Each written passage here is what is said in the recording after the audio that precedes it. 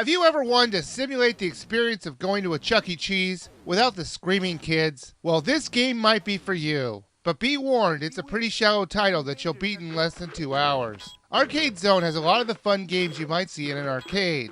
You earn tickets when you play the games, and you use those tickets to get little prizes. Here's the problem with that. Why would you care about winning a bunch of little pictures of prizes? I don't think I can think of anything more generic for a prize in a video game than that. They don't even animate the prize. It's just a picture. What is the appeal in that, other than the fun of winning it? Which really there isn't any. The plot of this game is that you have to go up against the game master of this arcade, Derek. To get to him first, you'll have to beat 3 of the 4 games in each of the sections. How do you beat a game, you might ask? You have to beat one of the 3 high scores each game has. When you beat 3 of the 4 games in the section, you'll unlock a super game, which for some reason really isn't a game at all. It just involves you making food of some kind, whether it be making corn dogs, pizzas, or smoothies. I did start to wonder if all this earn your way to the master crap was all their way of just making us work their restaurants for free. Anyways, once you beat 3 sections, the way to Derek the Game Master is open, who, by the way, comes off like a complete tool. Space hockey is like life. You play it, but you never master it. Congratulations on being someone I actually notice enough to be annoyed by. Yes, I'm willing to spend some of my time to have a reaction to you.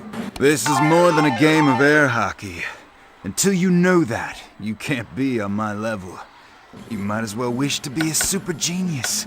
The games are played just using the Wiimote, and the controls responsiveness will range from all right to awful. I was glad that you didn't need to beat every single one in the collection to finish the title, because some of them had serious problems with reading my motions correctly. Skee-ball for one. So, advice for how to beat this game? Put the balls in the holes with the higher numbers, and then you'll get a higher score. Maybe if the controls didn't suck, I could actually do that.